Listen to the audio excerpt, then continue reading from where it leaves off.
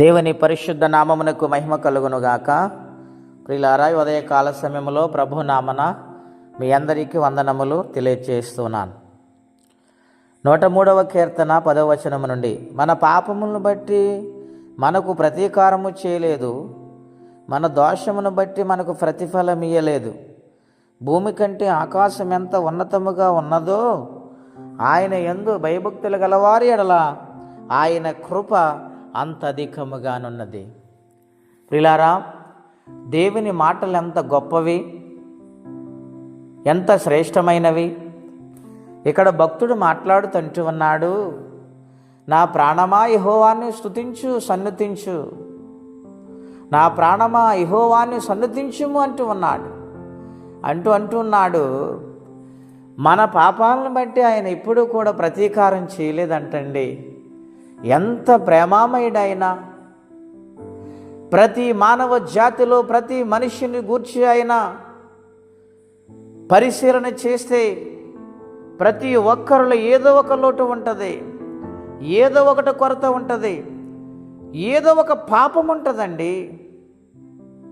మానవుడు సహజంగా పాపి, జన్మ పాపి అయి ఉన్నాడు, కర్మ పాపి అయి ఉన్నాడు. ఇటువంటి పాపి అయిన మానవుణ్ణి ఆయన పాపములు బట్టి ప్రతీకారము చేయలేదు, కానీ కృపచేత ఆయన మనలను రక్షించారు. మానవ జాతిని రక్షించటానికి మహనీయుడైన ఆయన మహిమగల తన యొక్క స్థానాన్ని విడిచిపెట్టి సామాన్యమైన వ్యక్తిగా వచ్చి మన పాపముల నిమిత్తం ఆయన చనిపోయాడు. ప్రియులారా, ఆయన కృపంత గొప్పది, ఆయన ప్రేమంత గొప్పది. గనుక ప్రాణముతో మనం ఎల్లప్పుడూ చెప్పుకోవాలి ఏమనంటే, నా ప్రాణమా యెహోవాను సన్నుతించుము.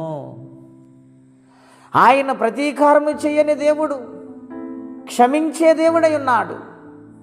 ఈ లోకములు అటువంటి వారు ఎవరున్నారు ఆలోచన చేయమని ప్రభు పేట మనవి చేస్తూ ఆయన ఇంకనూ మిమ్మలను కరుణిస్తూ ఉన్నారు.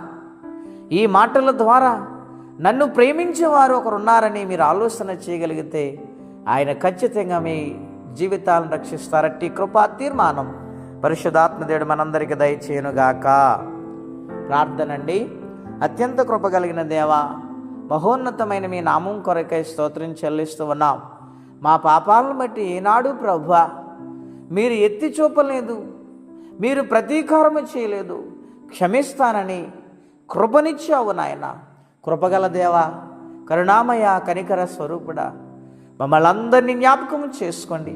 ఈ వాక్యము ద్వారా ఎంతమంది అయితే వింటూ ఉన్నారు వారిని జ్ఞాపకం చేసుకోండి నాయన. క్షమించండి, నీ బిడ్డలకు అంగీకరించండి, నీ సన్నిధానములో ఎల్లప్పుడూ వర్ధిల్లు వారిగా మార్చండి. ఎవరి కొరతలో, బాధలో, ఇబ్బందులు ఉన్నారో వారికి నీ ప్రేమాస్వరూపి సహాయం చేయమని, ఈ దినము దీవెనకరంగా మార్చమని యేసుక్రీస్తు వారి పుణ్యనామంలో ప్రార్థించి స్తుతించి వేడుచున్నాము తండ్రి. ఆమెన్. దేవుడు నిండారుగా మనలను దీవించునుగాక. ఆమెన్.